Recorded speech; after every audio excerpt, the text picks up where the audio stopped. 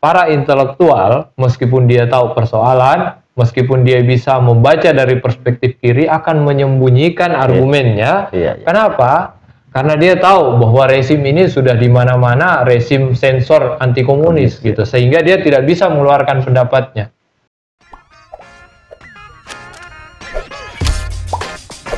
Welcome to Renaissance. Assalamualaikum warahmatullahi wabarakatuh, Sobat Renaissance. Kali ini kita mengambil gambar di sebuah cafe shop. Namanya Cafe Bunga Tembok. Namanya sangat feminim.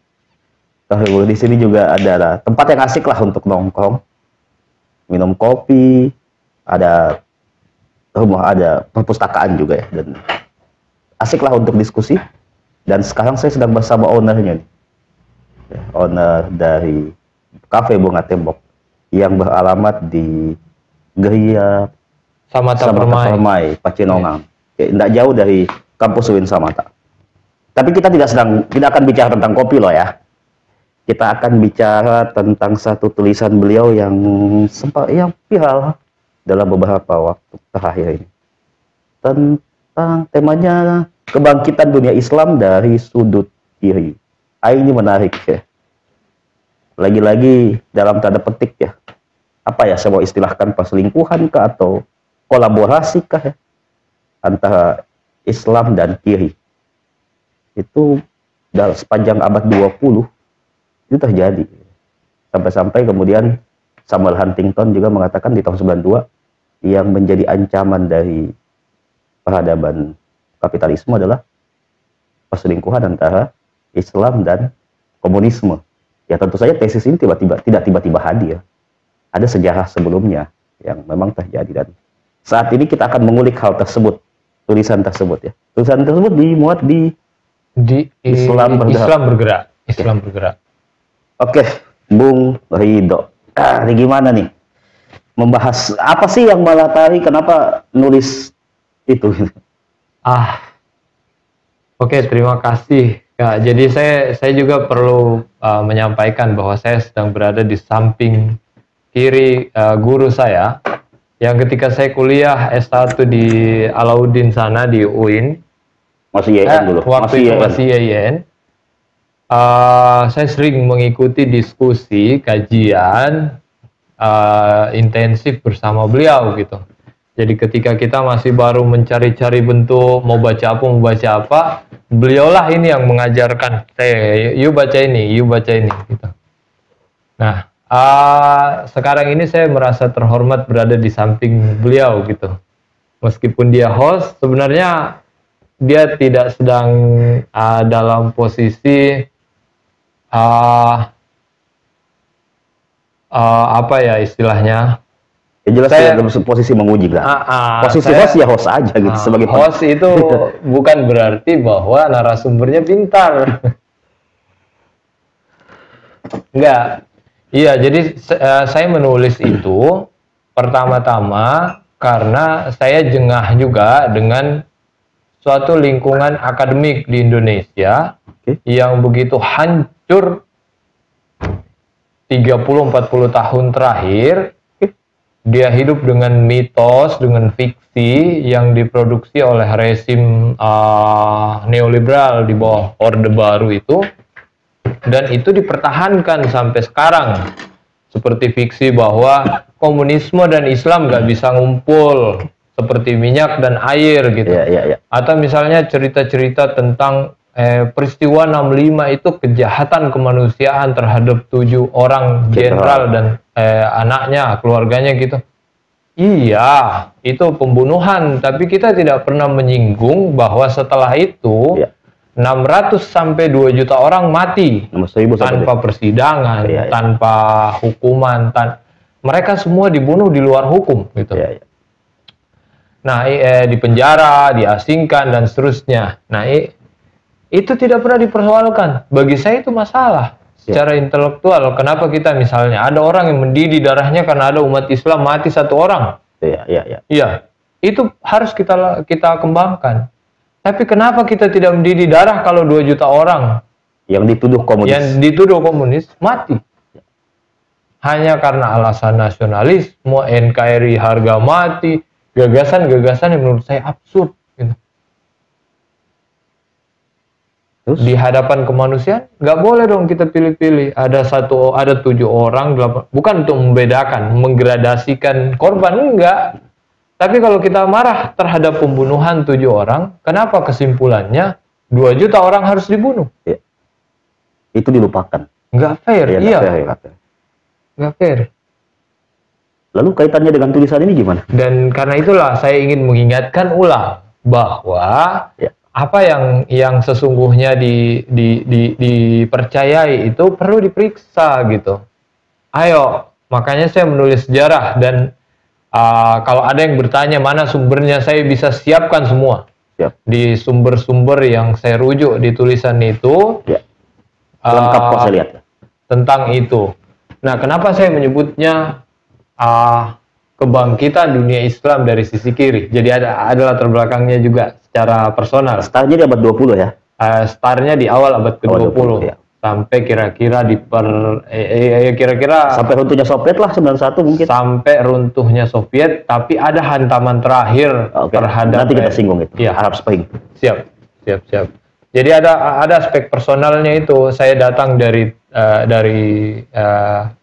Eropa, Asia, di Turki gitu, melihat peradaban Islam gitu, melihat bangunan, arsitektur, pengetahuan. Saya lihat rasanya menarik gitu.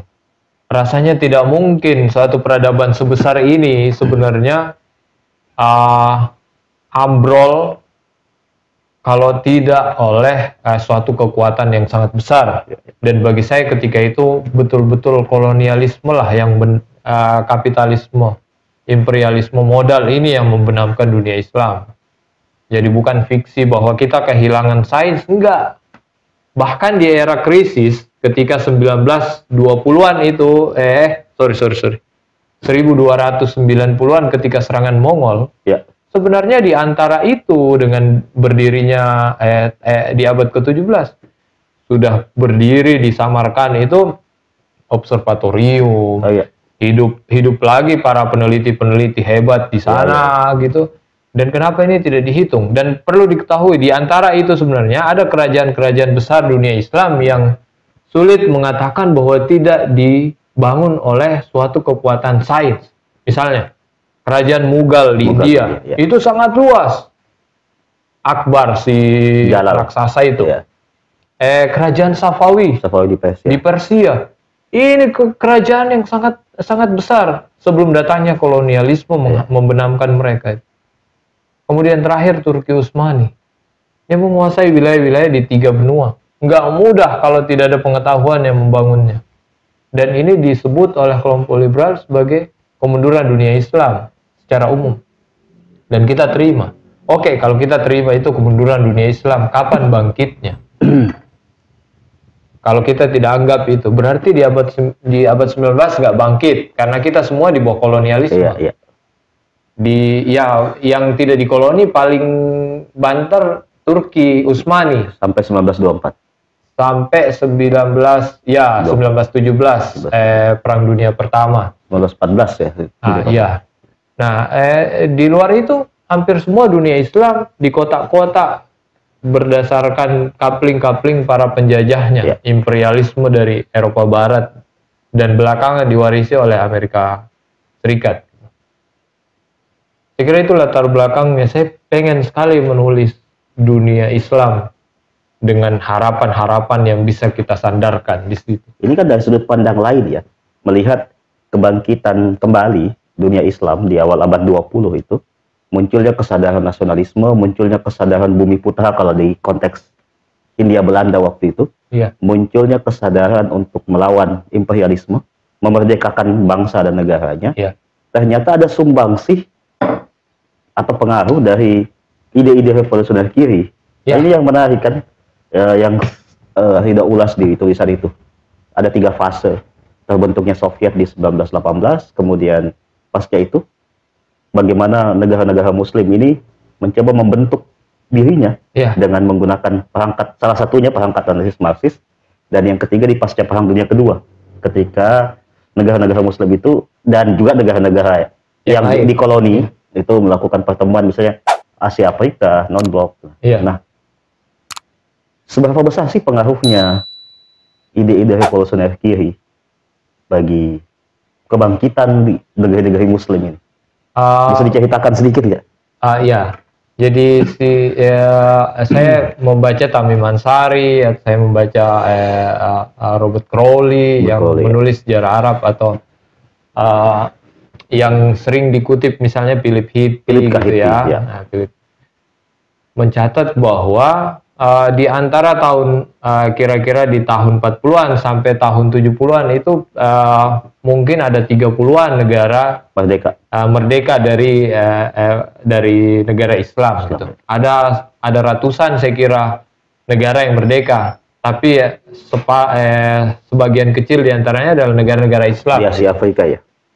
Itu dari mana? Salah satu yang saya mau tunjukkan di artikel itu dari gagasan anti penghisapan, anti kolonialisme, dengan meminjam analisis Marxian gitu.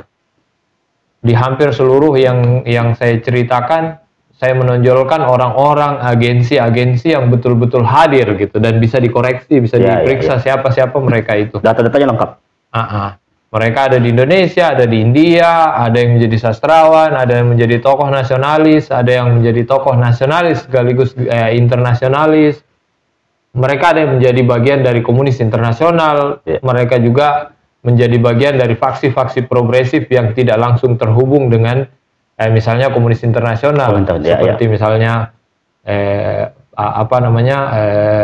Partai Ba'ath di Arab, Suriah, Irak, Lebanon gitu. Kemudian Partai Wafat ya di Mesir gitu. Ini semua adalah partai kiri. Partai komunis gitu.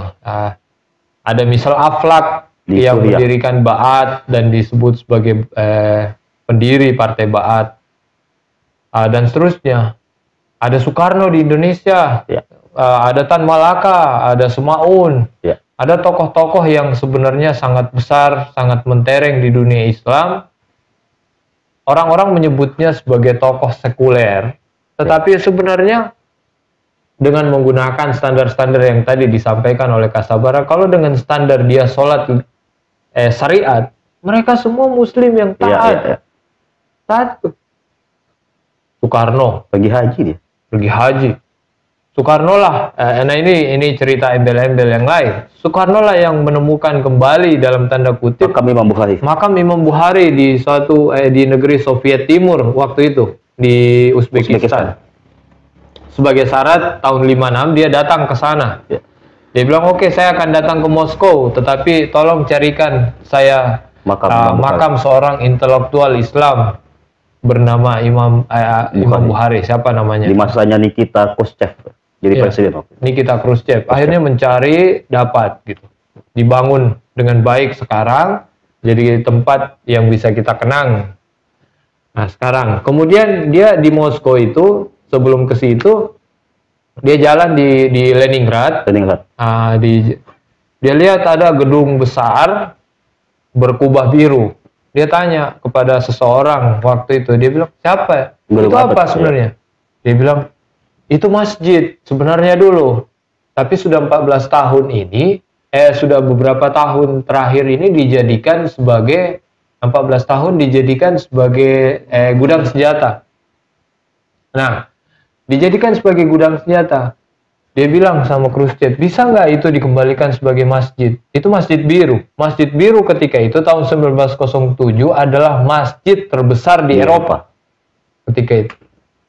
10 hari setelah kedatangan Bung Karno, itu kembali jadi masjid atas permintaan Soekarno ketika itu. Jadi kalau ada orang bilang Soekarno itu anti-Islam, enggak, bohong itu. Banyaklah jasa-jasa baik Soekarno yang kalau kita mau cerita sini nggak habis-habis gitu. Nggak habis terhadap dunia Islam ya, maksud saya. Nah itu jadi banyak fiksi, banyak hoax yang kita konsumsi, terutama di dunia Islam. Mengimajinasikan kebangkitan dunia Islam kita dengan menyusup kepada koloni para penjajah kita. Nggak ada. Misalnya, maaf saya potong, ya intelektual Muslim itu kemudian disekolahkan ke Eropa. Inilah yang kemudian mendorong kesadaran ya atau pembaharuan lah di dunia Muslim kan yang sempat kita pelajari begitu. Ternyata ada sisi lain gitu ya. Ada sisi Bahwa lain. kebangkitan dunia Islam itu dipengaruhi oleh ide-ide progresif dari kiri. Iya, benar. Ya, kiri sekali lagi ketika membaca kiri sama dengan komunis yang sama dengan Soviet itu maaf oversimplifikasi. Itu perlu diperjelas ya. Ya. Dan saya menggunakan terminologi kiri. Terminologi kiri bukan komunis. berarti Komintern. Iya, Kominter. betul. Itu maksud saya komentar. Karena di Indonesia sendiri ada beberapa partai yang kiri tapi cuma PKI yang komentar. Ada Murba, ada Ada PSI, Partai Sosialis. PSI-nya Sahih, ada Murbanya Tan Malaka, Iya, benar. ada Angkatan Komunis Muda, Akoma, yang juga dapat kursi tahun 55. Benar, benar. Ya, lanjut. Ya. Tidak, gimana itu? Ya, nah, saya kan ditulis di artikel itu, saya menulis seperti pengantar saya mau mengenang kembali suatu masa di mana Marxisme dan Islam. Marxisme dan Islamisme ini sebenarnya bukan minyak dan air, Ya. tapi ini sama Bisa bersenyawa lah kalau bisa kita bersenyawa Iya. seperti minyak, air yang dimasak jadi sup gitu. Iya. Nah, itu segar sebenarnya. Iya. Bisa nyatu jadi sup gitu. Nah, ketika saya membaca data-data sejarah itu cukup lama saya mencoba menghimpun dan ini tulisan ini sebenarnya saya kisahkan secara oral Iya, ke iya. kawan-kawan di sini. Pernah ke Kak Wahyu, pernah ke kawan-kawan Abi, Imam, bahwa kebangkitan dunia Islam tuh tahapnya 3. ya. Di dunia Islam menurut saya pasca misalnya pasca kemunduran karena serangan Mongol, sebelumnya karena perang salib gitu. Kemudian kolonialisme. Nah, setelah itu kolonialisme dibenamkan, dia bangkit kembali bersama siapa? Bersama Marxisme. Paling tidak di fase abad ke-20 ya. Yes. Setelah revolusi Bolshevik, Bolshevik 14 pertemuan pertama tahun 1920, Di Baku. negara-negara Soviet Timur istilahnya, Soviet Timur itu adalah negara-negara Islam. Jadi Soviet itu didirikan oleh 15 republik sosialis. 6 diantaranya sebenarnya adalah republik sosialis Islam. Uzbekistan, Azerbaijan, Tajikistan, Turkmenistan, Kirgistan, dan Apalagi satu itu ya. satu lagi gitu. Ada Tantan di dekat Afghanistan sana. Nah, itulah yang mendirikan republik sosialis terbesar dunia. Jadi kalau ada yang menganggap komunisme dan Islamisme tidak bisa klop, coba baca sejarah Uni Soviet. Dibentuk oleh apa Soviet itu? Iya. Dibentuk oleh 15 republik sosialis. 6 diantaranya republik Islam. Tapi tunggu dulu, ada kan yang mengatakan justru rezim Lenin lah yang mencaplok 6 ini. Kalau mau ditambah satu lagi yang sekarang masih bergabung di Rusia itu Chechnya. Jadi 7 ya. Banyak Banyak, sekarang ini banyak republik Ada Islam di Baluchistan, dalam ada beberapa sih ya. ada Nah, itu Chechnya. katanya dicaplok. Enggak Bukan dicaplok. bukan Itu sebagai sebuah bentuk kesadaran untuk membentuk federasi gitu, enggak. iya, kesadaran untuk membentuk federasi. Federasi. Jadi itu terbentuk 4 tahun setelah revolusi Bolshevik, 5 tahun. 1922 Dua-dua. dia dibentuk dan 6 federasi ini 6 republik sosialis Uzbekistan, Tajikistan dan seterusnya bergabung bersama 9 lainnya. Jadi ada Ukraina, Latvia, Rusia dan seterusnya. Lituania. Itulah yang membentuk Republik Sosialis Federasi Uni Soviet ketika itu sebenarnya. Jadi bukan tidak bisa bersatu. Terus ada yang mengatakan bahwa tahun 91 ketika Soviet bubar, itu bubar karena negara-negara Islam ini mau keluar. Salah tuh. Kalau kita baca sejarah, nggak ada. Justru 6 negara Islam ini tahun 91, justru ketika Soviet berhenti, bukan Soviet berhenti, Rusia keluar, dia masih mempertahankan Soviet sampai tinggal 9 negara Republik Sosialis. Sampai akhirnya oke deh, sudah deh karena konfederasi ini nggak bisa dipertahankan, ya oke lah kita bikin republik sendiri-sendiri gitu. Tahun 91 mereka 92. Saya ingat itu keluar. Olimpiade 92. Mereka satu negara itu, namanya CIS ya. Saya nggak tahu singkatannya apa. Dan juara Olimpiade waktu itu. Ya. Ex-Soviet ini gabung dalam satu kontingen lah ya, yang namanya CIS ya. Apa ya, itu Soviet lah. Jadi 92 itu mereka masih menggunakan baju yang sama dalam sebuah perhelatan dunia, ya, namanya Olimpiade Barcelona. Iya, iya. Jadi ini membuktikan bahwa pembubaran Soviet di 91 itu karena Rusia keluar, itu tidak serta-merta langsung bubar begitu aja gitu loh. Iya. Ada upaya sih sebenarnya untuk masih menyatukan kembali dalam satu bendera yang sama gitu. Iya. Dan itu di dalam kontingen CIS itu ya tadi Azerbaijan, Uzbekistan, Turkmenistan, Kyrgyzstan. Iya. Jadi mereka bahkan menurut si siapa namanya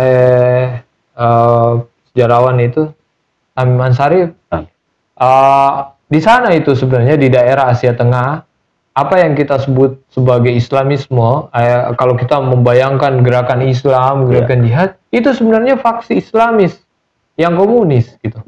Coba bayangkan betapa lekatnya ini Islamisme sebenarnya dengan komunisme. Nasionalisme Arab di tahun 50-60-an kan sebenarnya digerakkan oleh kelompok kiri ya. Iya. Gamal Abdel Nasser di Mesir. Gamal Abdel Nasser, Misal Aflaq di Suriah. dan seterusnya. Ya, ya.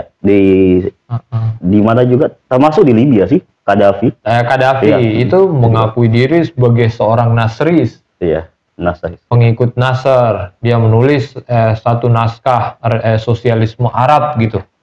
Tapi entar bezo, Nasser itu hormat sama Soekarno. Yes, ketika revolusi sudah berhasil dilakukan di Indonesia, Iya. dia baru menjadi presiden sekian tahun kemudian. Dan Soekarno berhasil menggagalkan niat Nasser untuk menutup Universitas Al-Azhar. Benar, Itu juga salah satu jasa baik Soekarno kepada dunia Islam. benar, benar. Ya. Nah, Soekarno juga digerakkan oleh ide-ide kiri, meskipun dia bukan komunis loh ya. Tapi dia percaya betul bahwa sepertinya komunisme dan Islam itu bukan dua hal yang bukan seperti air dan minyak yang nggak bisa nyatu. Kan? Benar, benar. Dan dia pernah berupaya dengan Nasakom ya, meskipun resistensinya besar ya, sampai Nasakom itu bubar. Ya, benar. Nah, kembali ke tulisan nih. Ini kebangkitan dunia Islam dari sudut kiri. Gitu. Bahwa ide-ide kiri itu mewarnai dunia Islam tanpa ya, pemimpin-pemimpin negara Islam ini tidak kehilangan identitasnya sebagai seorang Muslim. Ya, Contoh seorang Muammar Gaddafi lah ya. Ya Libya di zaman dia, ya Libya dianggap sebagai negara otoriter. Muammar Gaddafi ya didapuk sebagai pemimpin seumur hidup gitu kan. Tapi di sana justru Gaddafi komitmennya terhadap dunia Islam luar biasa. benar. Libya itu adalah negeri dengan pendapatan per kapita tertinggi di Afrika. Dan ini yang diserang oleh apa yang dia sebut sebagai demokratisasi. Ini kita mau cerita Arab Spring. Arab Spring. Musim semi Arab ya. Nah, ada banyak perspektif mengatakan ini harapan bagi demokratisasi. Bagi seorang intelektual Marxis seperti Samir Amin bilang enggak, ini pukulan paling terakhir imperialisme modal terhadap sosialisme Arab. Oke. Apa yang dipukul? Libya, Tunis. Tunisia. Ben Ali di Tunis. Sebelumnya Irak, Irak ya. sebelumnya lagi Afghanistan. Ya. Tanyakan resim-resim ini. Ini resim sosialis semua nih. Terakhir Assad ya di Suriah, tapi gagal. Suriah masih gagal. Ya. Yaman juga. Yaman hancur. Yaman dalam satu fase kan pernah dipimpin oleh Iya. komunisme di Yaman Selatan ya kalau tidak salah, atau Yaman Utara. Jadi misalnya apa yang terjadi di Afghanistan selalu diglorifikasi sebagai suatu kekuatan ilahiyah terhadap jihad Islam. Enggak, itu operasi CIA membiayai gerakan jihad yang kemudian bermetamorfosa jadi Taliban. Sekarang ini Iya. balik. Terus dunia Arab, dunia Barat menganggap bahwa ini militan. Loh, kemarin waktu kau dukung itu militan apa bukan? Nah, ini kan kebalik-balik dunia ini gitu. Dia menyebutnya Soviet dan Cina itu anti-Islam. Mana buktinya? Siapa yang dukung Palestina itu secara konsisten dan komitmen kalau bukan Cina dan Rusia? Amerika pernah? Enggak. Iya. Mereka yang membenamkan. Saya boleh diperiksa. Dalam perang Arab 3 kali. Tahun 67 ya. Tahun 48, tahun 67, tahun 73. Hanya 1 kali Arab menang. Tahun 73. Ya. Ketika eranya siapa namanya? Sebelum Gorbachev ini. Enggak, di presiden Mesirnya itu setelah Sebelum Sadat. Sadat. Anwar Sadat. Ya. Anwar Sadat ini wakilnya Nasser. Dia berkongsi untuk membunuh Nasser dulu. dengan CIA. Tetapi di awal-awal pemerintahannya di situ masih ada Soviet. Iya. Silahkan baca sejarah Arab. Kenapa di perang sebelumnya tahun 67 hanya 1 jam angkatan udara Israel sudah menghancurkan 3 negara. Iya. Yordania, Mesir, Suriah. Oh iya. Di Golan Dan diambil. berebut Golan. dataran tinggi Golan dan Semenanjung Sinai. Sinai, benar-benar. Iya. Nah, perang yang terakhir itu adalah perang untuk mengambil wilayahnya sendiri. Wilayahnya Suriah di dataran tinggi Golan, wilayahnya Mesir di Sinai. Iya. Nah, pertanyaannya sebenarnya, kok bisa dua negara ini mengalahkan Israel yang kemarin sebenarnya mengalahkan mereka 1 jam? 1 jam, iya. Itu pertanyaannya. Setelah diteliti apa? Pesawat-pesawat pengebom Israel di perang Yom Kippur itu, perang satu-satunya perang yang dimenangkan dunia Arab, dibantu Soviet Dan saat untuk itu, menangkal seluruh rudal biar mentah semua itu. dan saat itu ekonomi Amerika goyang. Goyang. Semenjak 1973. Nah, terus ada solidaritas minyak Iya. dunia Arab, termasuk Arab Saudi ketika Raja itu Faisal waktu itu. masih lumayan. Dia bilang, oke, kita naikkan harga minyak, kita embargo Eropa dan seluruh negara yang menyumbangkan mendukung Israel. Gitu. Akhirnya King Faisal pada saat ditembak, dibunuh. iya, negosiasi, diambillah kembali Sinai untuk Mesir, diambil Golan. kembali dataran tinggi Golan ke Suriah seperti yang struktur sekarang. Satu-satunya perang dunia Arab dimenangkan oleh dunia Arab karena bantuan Soviet, bukan bantuan Amerika. Sekiranya tidak terjadi itu, Israel hari ini sudah menguasai Sinai dan Golan. Ya? Sinai dan Jauh lebih luas daripada Israel yang sekarang. Iya, benar. Iya. Dan itu bantuan dari Soviet yang komunis. Iya. Ya, oke. Nah, ada kritikan nih terhadap tulisannya Rida, bahwa sepintas saya baca ya, bahwa komunisme itu sebenarnya kolonialisme juga gitu. Yang mencaplok juga, yang ya nggak ada bedanya lah, sekali 3 uang lah dengan kapitalisme, tapi hanya pada titik yang berbeda aja sih. Bagaimana tanggapan Rida? Itu boleh-boleh saja berpendapat begitu, tetapi itu tidak empirik, sama sekali. Nggak ada data empirik yang membuktikan itu. Itu pertama. Yang kedua, sebenarnya saya meminjam argumennya si Vijay Prasad yang menganggap ini bukan imperialisme. Nggak ada imperialisme di dalam rezim Soviet dan rezim Partai Komunis Cina itu. Tunjukkan kepada saya satu negara saja yang dijajah oleh Cina, Soviet dan atau Cina. Tidak ada. Nggak ada. Yang kita konsumsi itu hoax semua. Bahwa dia berkembang, industrinya menarik, sainsnya menarik. Ya mereka bekerja di bawah Partai Komunis. Mereka bekerja secara demokratik karena satu partai. Berbeda dengan Amerika terus dilabeli ini tidak demokratik. Demokratik dari sisi siapa? Dari sisi Anda atau sisi yang lain? Kuba itu dianggap tidak demokratik karena one party. Dari mananya dia tidak demokratik? Orang nilai-nilai demokrasi udah turun sampai ke tetek, ke anak cucu mereka. Keputusan-keputusan di tingkat RT aja mereka bicarakan. Di Amerika mana ada? Semua palsu. Dipublikasi. Dramaturgi saja ya. Iya. Iya. Nggak ada. Jadi sejarah dunia Islam tuh harapannya di situ. Apa yang saya sampaikan tuh 3 fase seperti yang Kak Sabara bilang. Pertama-tama ketika komunis internasional terbentuk, rezimnya itu Soviet itu terbentuk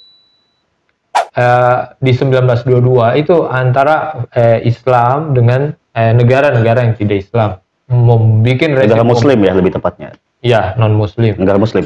Ya, yang kedua, negara-negara merdeka yang puluhan itu di Afrika, di Asia, dan di tempat yang lain. Merdeka, karena gagasan-gagasan ini. Kalau kita baca sejarah Indonesia, hampir seluruh founding fathers itu membaca Marxisme. Siap, betul. Ada yang dari sisi, ada yang kemudian menjadi Islamis, ada yang kemudian, tapi mereka semua Marxis dalam taraf-taraf yang Ya tentu detensi yang berbeda ya. Iya, mereka baca Kapital, mereka paham bahwa kolonisasi ini tahap dari kapitalisme. Mereka tahu bahwa kapitalisme ini, imperialisme ini adalah fase akhir dari kapitalisme, dan ini harus dilawan karena mereka mengeksploitasi kita miskin karena mereka menyerapnya dan seterusnya, dan itu kenyataannya gitu. Nah, jadi ada fase banyak negara muslim merdeka. Ya, ini tentu saja bukan khilafah yang bertahan, iya, karena Turki Utsmani 5 tahun sebelumnya udah bubar gitu. Tapi perlu diketahui bahwa bahkan Soviet pun menginginkan agar Turki Utsmani itu sebagai imperium tetap bertahan, meskipun desakan nasionalisme Turki itu lebih kuat gitu. Ya, jadi merdeka bersama gagasan progresif itu terakhir rezim nasionalisme dan internasionalis mendirikan Konferensi Asia Afrika. Apa artinya Konferensi Asia Afrika? Penting sekali. Samir Amin bilang ini hantaman paling besar terhadap globalisasi kapital. Luar biasa Soekarno ya menginisiasi itu. Iya, benar. Soekarno, kemudian Perdana Menterinya waktu itu Ali Sastro Amijoyo, dari Mas Yumi, penggagasnya. Iya. Kemudian ada gerakan non-blok. Konferensi Asia Afrika itu digagas oleh 5 negara, 2 diantaranya negara Islam, Indonesia dan Pakistan. Gerakan non-blok didirikan, diinisiasi oleh 5 negara, 5 pemimpin, 2 diantaranya pemimpin Islam, Nasser dan Soekarno. Apa yang kita sebut itu tidak Islami? Apakah kita tidak menyebut itu fajar kebangkitan dunia Islam? Kenapa kita selalu menyebut bahwa kita akan maju kalau bersama pendidikan Barat misalnya, padahal enggak juga. Di bawah mereka semua, di bawah rezim yang melawan para penjajah ini, kita melihat satu fajar baru kebangkitan dunia Islam, meskipun mereka semua mati di bawah operasi imperialisme. Tahun 65 di Indonesia, tahun 69 ya, atau 71 Nasser ya. Kemudian Saddam Hussein dia bunuh. Saddam Hussein itu menurut perspektif Barat pemimpin otoriter, tapi sebenarnya adalah dia pemimpin partai Ba'ath yang komunis. Itu masalahnya. Dan sebenarnya perlu diketahui juga bahwa di bawah Saddam ini, sains Irak itu yang paling maju. Tariq Ali mencatat di Universitas Nasional Irak, profesor perempuan bahkan sampai tahun 2009 lebih banyak daripada profesor di Princeton University di Amerika Serikat. Sainsnya itu melahirkan apa itu senjata kimia, senjata biologi, benar itu. Tapi ya karena imperialisme merasa ini bahaya, terganggu nanti nih rezim modal nih, maka diseranglah gitu. Ya. Nah, terakhir nih musim semi Arab sebagai pukulan terakhir ya. Akhirnya luluh lantahlah apa yang kemudian persenyawaan dunia Islam dan kiri ya. Itu luluh lantah dengan musim semi Arab dalam kedok demokratisasi. Benar. Kira-kira gitu ya. Iya. Jadi sebenarnya bukan musim semi Arab, tapi musim gugur Arab kayaknya ya. Musim gugur, kata Samir Amin ya. Ini pukulan terhadap terakhir imperialisme terhadap sosialisme Arab. Dan saya pikir tesis Huntington itu menjadi dasar sebenarnya. Kenapa imperialisme itu masih menganggap Islam dan komunisme ini bahaya, kalau Islam dan kiri ya, bahaya ketika dia bersenyawa kembali. Iya. Kira begitu. Iya, saya kira karena gagasannya dulu pernah mau menyatu-nyatu di dalam gagasan, misalnya ketika Tan Malaka di pertemuan komunis internasional di Moskow, ketika itu dia ceramah tentang komunisme dan pan-islamisme. Ditolak memang di forum itu, ditolak. Tapi ada alasan teknisnya. Alasan teknisnya itu dari negeri-negeri Soviet Timur. Dia bilang kalau kita menerima pan-islamisme, maka kelompok-kelompok kesukuan di Islam di Soviet Timur itu akan mengukuhkan tanah-tanah yang mereka kuasai sekarang. Sementara itu menjadi target reforma agraria. Maka reforma agraria tidak akan sukses. Makanya ditolak gagasan itu, tidak boleh. Kita di forum itu ya. Ada seorang tokoh namanya Mir Said Mir Said Sultan Galiev. Itu dekat sekali sama Lenin. Dan dia bisa menjelaskan bahwa ya memang kultur Islam dengan kultur Barat itu berbeda. Barat dalam arti Soviet Rusia gitu. Maka tidak bisa dipaksakan Soviet Rusia itu di timur. Iya, iya. Kita harus menyerap nilai-nilai pan-Islamisme. Tapi tidak sekarang. Tidak buru-buru. Kita harus mempelajarinya lebih detail. Karena alasan strategis di masa itu. Strategis di masa itu alasan Marxian. Marxisme itu sebenarnya sains yang ingin melihat persoalan apa yang dihadapi, solusinya apa gitu. Ya, ya. Jadi, nah bilang Lenin, apa itu istilahnya, solusi-solusi, persoalan-persoalan konkret itu membutuhkan solusi-solusinya yang lain, yang konkret gitu. Jadi, betul. persoalan akan melahirkan solusinya sendiri.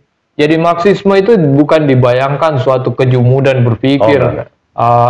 Tapi etos justru yang mendorong apa masalahnya, apa jawabannya gitu. Satu hal yang memang kurang dikembangkan, Marxisme sebagai perangkat analisis.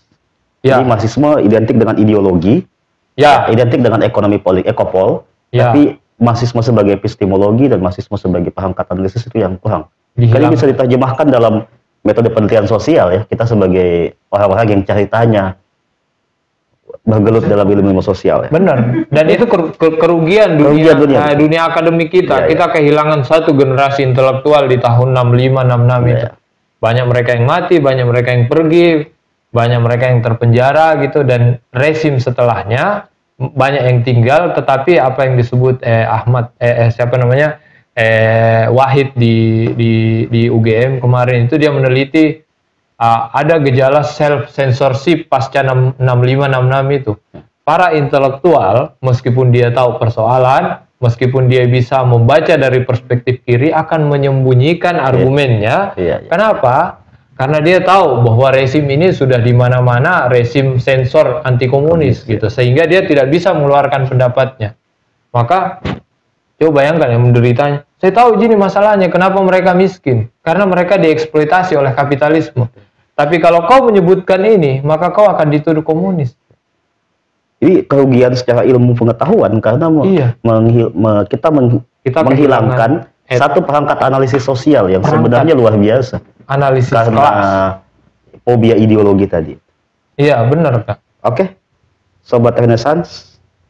Jadi diskusi kita ini sebenarnya hendak memaparkan satu fragmen yang nyaris terlupakan karena adanya fobia terhadap apa yang kita sebut komunisme. Kita tidak sedang menyebut bahwa komunisme itu melulu baik, enggak juga. Dalam banyak hal kita bisa mengkritiknya, benar. Tapi sangat tidak adil pula ketika kita melakukan generalisasi bahwa komunisme itu adalah suatu hal yang sangat buruk. Mari bersikap adil sejak dalam pikiran kita. Assalamualaikum warahmatullahi wabarakatuh.